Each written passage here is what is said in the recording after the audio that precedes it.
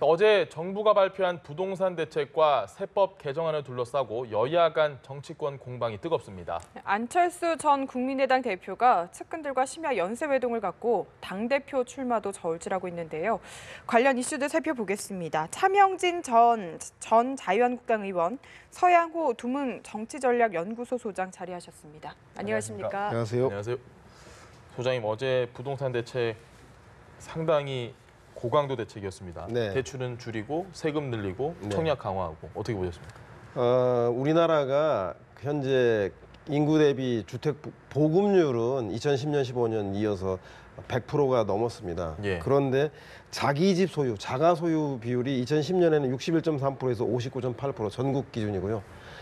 서울은 2010년도 51%에서 2016년도에 45%로 오히려 떨어졌습니다. 이 얘기는 뭐냐면 부동산 내에 투기 세력과 다주택자들에 의해서 부동산이 투기의 장으로 변질됐다는 것을 의미합니다. 따라서 어제 조치가 바로 다주택자와 투기 세력들에게 그 규제를 통해서 대출은 줄이고 세금을 늘리는 그래서 전방위적인 부동산 투기 대책에 대해서 돌입하는 것이 아닌가. 그래서 아마도 서민들의 민생을 가장 괴롭히고 있는 것들이 서민들은 실수요자들이 주택을 살 때는 가계부채만 늘고 시세 차익은 다주택자들과 투기 세력에 돌아가는 것을 근절하겠다. 그래서 민생 불안을 근본적으로 해소하겠다라고 하는 정부의 강력한 의지의 표현이 아닌가 생각이 듭니다. 네, 알겠습니다. 그리고 세제 개편안도 나왔습니다. 법인세와 소득세를 건드렸는데 이 부분 어떻게 보셨나요? 그 이전에 투기 문제 얘기할게요. 부동산 얘기 먼저 하면 제가 집이 없어요.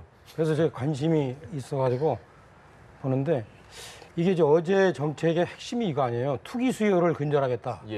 그런데 이런 식으로 하면 투기 못 잡습니다.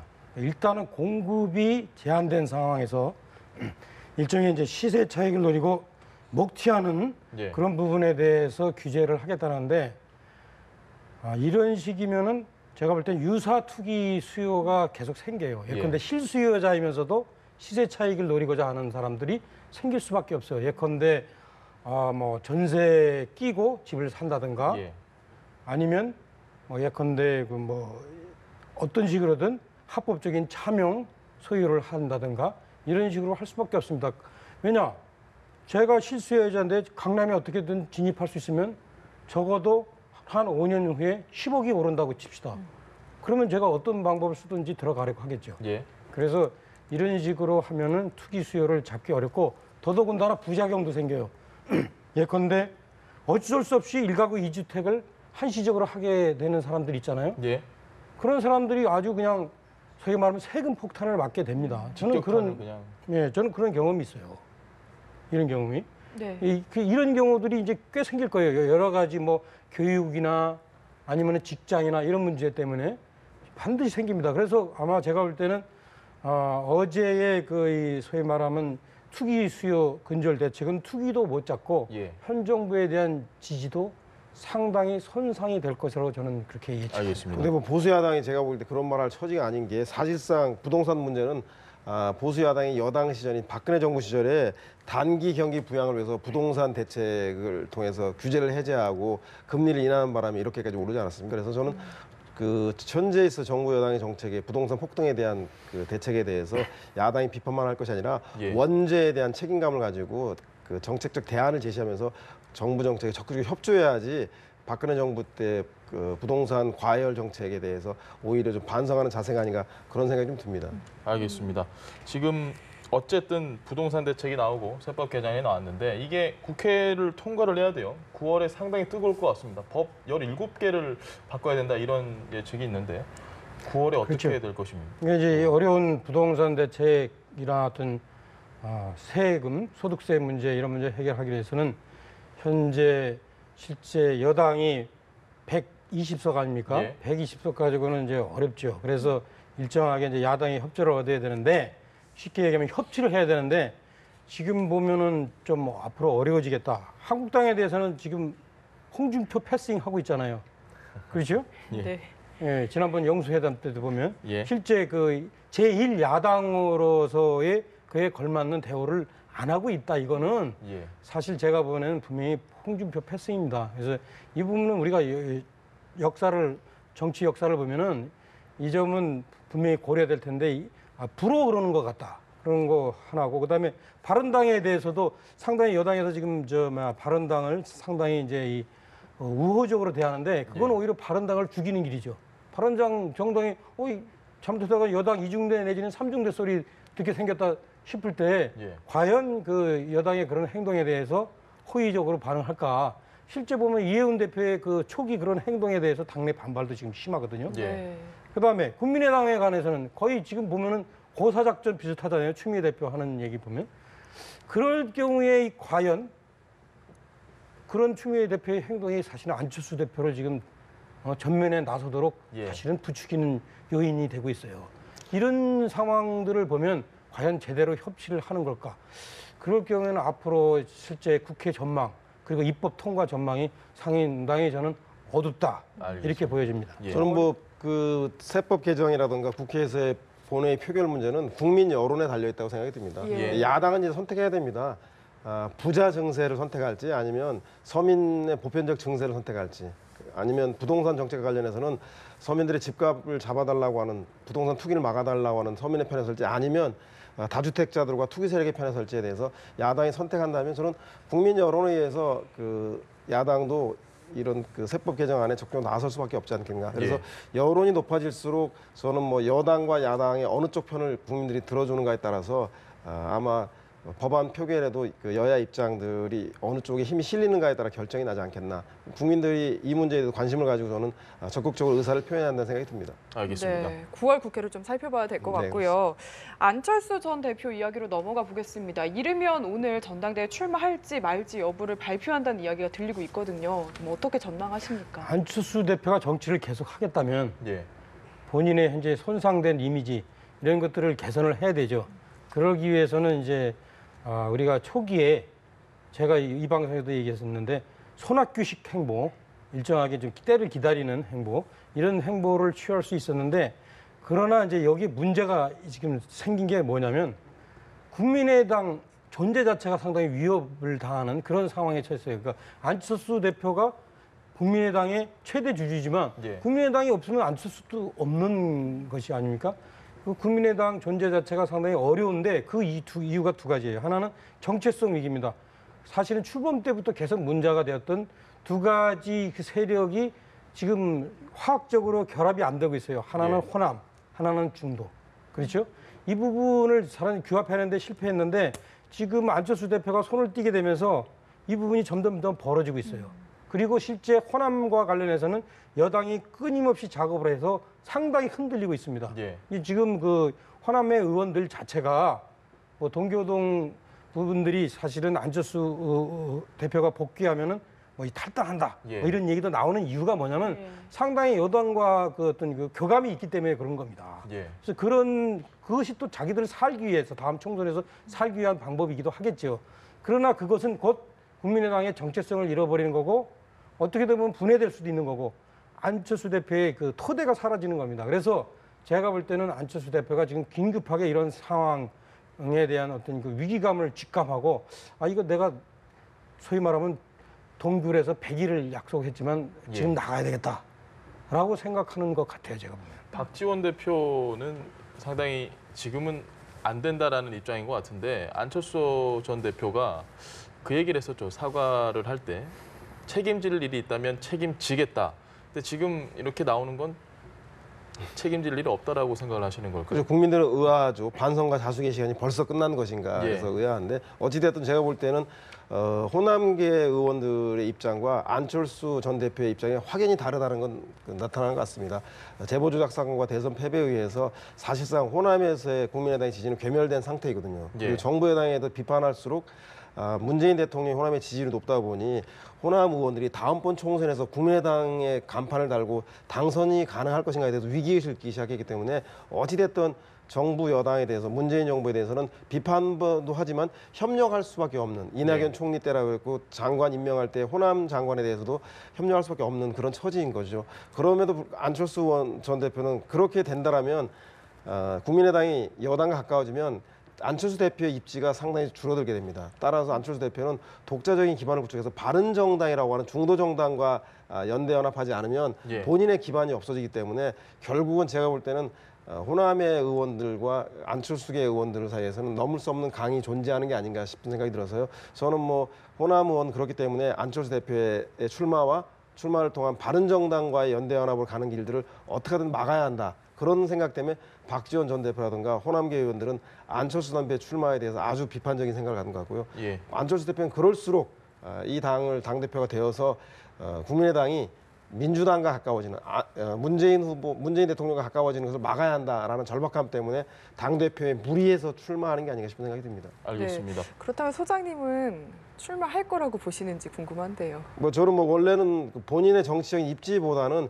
국민의당이 제3정당으로서 어떻게 나가야 될 것인가에 대한 당을 살리기 위한 방편으로서의 그 출마 여부가 결정나야 되는데 그와 상관없이 아까 말씀드린 대로 안철수 대표가 창업자로서 이 국민의당을 본인의 기반으로 만들기 위해서는 이것이 호남계 의원에 의해서 민주당과 가까워진 걸 막기 위해서 안철수 후보는 반드시 출마할 수밖에 없는 상황이 아닌가 생각이 듭니다. 네. 알겠습니다. 한국당 이야기로 좀 넘어가 보겠습니다. 그 혁신위에서 어제 발표를 했는데 혁신선언문 상당히 좀 논란이 되는 부분들이 많습니다.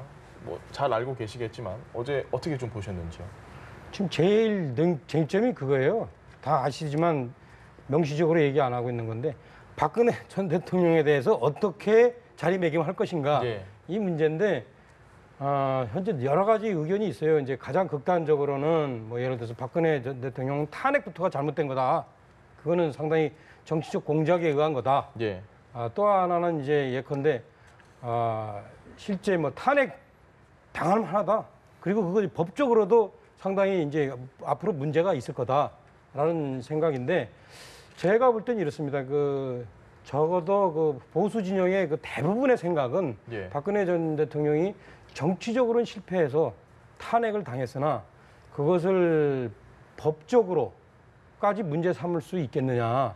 그거는 앞으로 법원의 재판을 두고 봐야 된다라는 예. 것이고 그리고 또 하나는 박근혜 대통령이 정치적으로 실패했지만 그렇다고 해서 박근혜 전 대통령이 그동안 자유한국당의 1번 당원으로서 대한민국 대통령으로서 전부 그러면 했던 것이 과연 과거 김일성이 했던 것처럼 전부 다 잘못한 거냐. 우리가 또 옥석은 구분해야 되지 않느냐 이런 생각이 저는 있는 걸로 알기 때문에 예. 현재 제가 알고 있기로는 이 혁신 선언문에 이런 정신 적어도 이런 중간자적인 입적인 정신이 들어가 있는 걸로 알고 있습니다. 그래서 우리가 게으르고 그리고 부패했기 때문에 결국에는 정권을 뺏기고 탄핵을 당한 거 아닌가. 그 내용 속에 저는 일종의 반성도 들어가 있는 거라고 보는데 제가 보니까 주로 그동안 박근혜 대통령이 완전히 역사 속으로 현실적으로 사라지기를 원하는 사람들은 예. 이게 좀 부족하다. 이렇게 생각을 하는 것 같아요. 주로. 그래서 뭐 이게 반성이 덜 됐다 이렇게 얘기하는 것 같은데 네. 글쎄 저는 뭐 그 부분에서는 동의하지 않습니다. 네. 알겠습니다. 지금 좀 설명을 해주시긴 하셨는데 반면에 촛불 집회에 대한 비판스러운 내용도 들어있는 게 지금 예. 많이 주목을 받고 있거든요. 그렇죠. 그러니까 대의 민주주의를 강화하겠다고 느닷없이 나오는 걸 가지고 국민들이 보기에는 국민들이 탄핵을 위해서 한겨울에 촛불을 들고 강화문에 모였던 이런 직접 민주주의라든가 광장 민주주의에 대해서 부정하는 듯한 그래서 내용이 담긴 게 아니냐고 오해를 하고 있는 것 같다는 생각이 들고요. 예. 저는 뭐 어찌됐든 간에 자유한국당이 혁신도 좋고 무엇인가 몸부림을 치는데도 불구하고 국민들은 전혀 반응을 보이고 있지 않다는 겁니다. 오늘 갤럽 여론조사에 따르면 자유한국당이 현재 10%, 바른정당이 8%, 더불어민주당이 50%를 차지하고 있습니다. 이 얘기는 뭐냐면 홍준표 대표 체제 전이나 후나 그리고 혁신안을 만드는 전이나 만든 후나 국민들은 자유한국당에도 관심을 보이고 있지 않다라는 겁니다. 예. 이건 왜냐하면 대선 패배와 그리고 탄핵에 대한 철저한 뼈저린 반성에 기반해서 그 보수가 나아갈 길을 만드는 것이 아니라 당내에서 홍준표계냐 비홍준표계냐 문제만 가지고 여전히 그 보수가 갈 길을 제대로 찾고 있지 못하기 때문에 예. 국민들이 내는 엄중한 평가 아닌가 생각이 들어서요. 따라서 국민들이 체감할 수 있는 절절한 반성과 자기 혁신에 대한 과제들을 내놓지 않는다라면 현재 10% 지지율들이 앞으로도 이렇게 유지된다면 내년 지방선거에서 보수는 정말로 더 큰 위기를 맞이하지 않을까 그런 우려가 되는 지점입니다. 그 너무 걱정을 많이 해주시는데 이렇습니다. 제가 볼 때는 뭐 보수가 좀 더 혁신하고 예. 이래야 되는 측면도 있어요. 근데 그 혁신의 내용과 관련해서 보수가 잘 안 되기를 바라는 사람은 보수가 좀 더 왼쪽으로 가주기를 바라는 식으로 얘기하는데 저는 그거보다는 보수가 통합해야 된다. 보수에 어디 신보수, 구보수가 있고 가짜 보수, 진짜 보수가 있냐. 현재 그 차이는 과거의 보수가 갖고 있었던 차이만큼 그렇게 크지 않다. 그리고 통합이 사는 길이다. 그렇게 하면 좀 더 높아지는데 그러나 또 그것만 가지고는 안 된다고 봐요. 그동안 이제 우리가 그 이 박근혜 전 대통령의 정치적 실패와 관련해서 갖고 있는 우리 죄가가 있기 때문에 이 부분에 대한 기억이 좀 사라지는 기간은 또 필요하다고 봐요. 그래서 그 부분에 대해서 저희는 이렇게 초재하지 않습니다. 그거 저렇게 너무 걱정해 주지 마세요. 그 10%. 이게 지금 우리가 20% 되면 지금 문재인 대통령이 제대로 지금 이제 이 통치를 할 수 있겠어요? 네. 차 의원님, 그 조금 밖에서 상당히 많은 사람들이 혁신을 이야기해야 되는 혁신 선언문에 오히려 개파 청산이라는 문구가 들어갔음에도 불구하고 홍준표계라는 그 개파가 더 자리 잡고 있는 게 아니냐 이런 얘기도 있습니다. 이 그 부분에 대해서는 이제 우려 반, 기대 반 있습니다. 실제 이제 자유한국당의 전체적인 분위기가 과거에 박근혜 전 대통령의 정치적 실패를 가져올 만큼 이 한번 세워진 지도자에 대해서는 좀 이렇게 다 접어주는 그런 네. 경향이 있어요.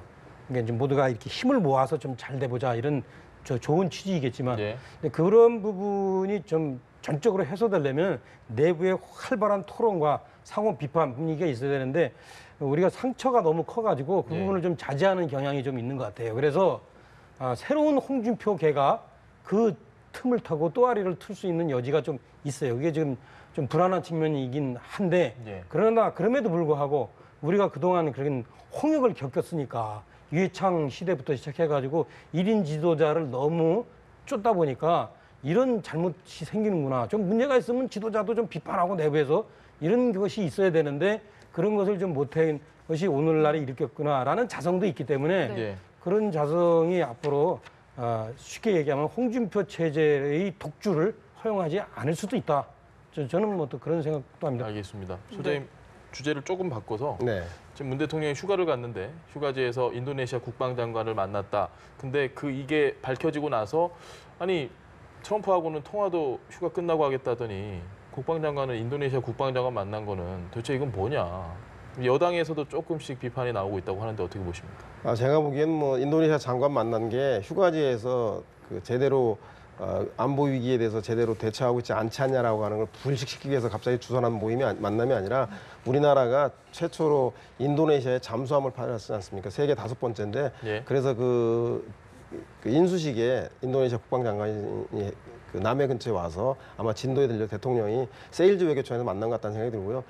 코리아 패싱에 대한 문제에 대해서는 제가 볼 때는 아마도 전화를 그 트럼프 대통령과 통화했냐 안 했냐가 코리아 패싱의 핵심 문제가 아니라 미국이 지금 북한과 직접 교류, 직접 대화에 나설 가능성이 매우 높아지고 있다는 겁니다. 그래서 8월이 될지 9월이 될지 모르겠는데 그 ICBM을 북한이 사실상 보유한 것으로 판단하기 때문에 아마 예. 미국은 거기에 대해 대화를 나설 텐데 그 대화에 나서게 되면 그야말로 한반도 문제에서 북미 간 직접 대화를 하면 한국의 입지는 없어지기 때문에 아마도 이번 여름 구상을 통해서 코리아 패싱을 극복하기 위해서 9월이든 10월이든 있을 북미 직접 대화 이전에 한반도에서 한국이 북한의 대북 특사를 전격적으로 파견한다던가 그럼 뭔가 좀 북미 대화를 준비하기 위해서 한국의 코리아 패싱을 실질적으로 막기 위한 그런 여름 전국 구상을 하고 있는 것으로 봐야 되지 않겠냐 싶어서요. 당장 대통령이 트럼프 대통령과 그 문재인 대통령이 통화했냐 안 했냐가 중요한 게 아니라 향후에 있을 그 대북 문제에 대해서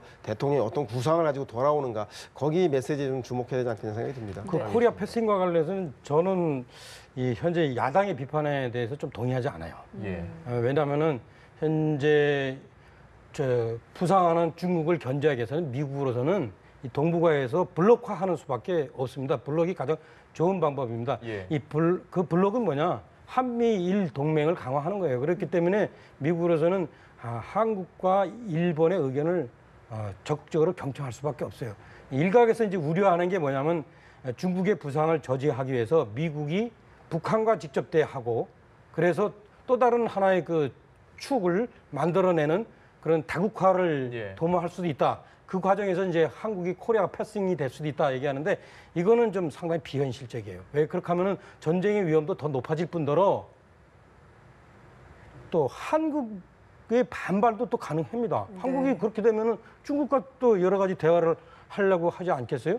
그러니까 그런 제가 볼 때는 특히 보수 쪽에서 이런 우려를 많이 제기하는데 예. 왜 이런 우려를 제기하는가 좀 저는 좀 동의하지 할 수가 없습니다. 이 부분에 대해서는 조금 좀 더 국제 그 관계에 대해서 좀 더 연구가 좀 필요한 것 같고요. 물론 그럼에도 불구하고 이 문재인 대통령이 지금 휴가 가서 차라리 그냥 그럼 인도네시아 장관도 만나지 말든가. 뭐 미국이 일관성이 우리를 이렇게 없다. 무시할 수는 없다라는 예. 생각으로 이렇게 하든가. 그 인도네시아 장관을 만들면서 왜 그러면 트럼프하고 통화 안 하냐라는 소리가 나올 수밖에 없게 만든 거여서 제가 좀 그거는 상당히 미세한 부분에 있어서 좀 튜닝이 예. 좀 잘못된 것 같다. 좀 어설퍼 보인다 이런 생각이 듭니다. 네, 알겠습니다. 알겠습니다. 지금까지 차명진 전 자유한국당 의원, 서양호 두문 정치전략연구소 소장 두 분과 함께했습니다. 말씀 잘 들었습니다. 고맙습니다. 감사합니다.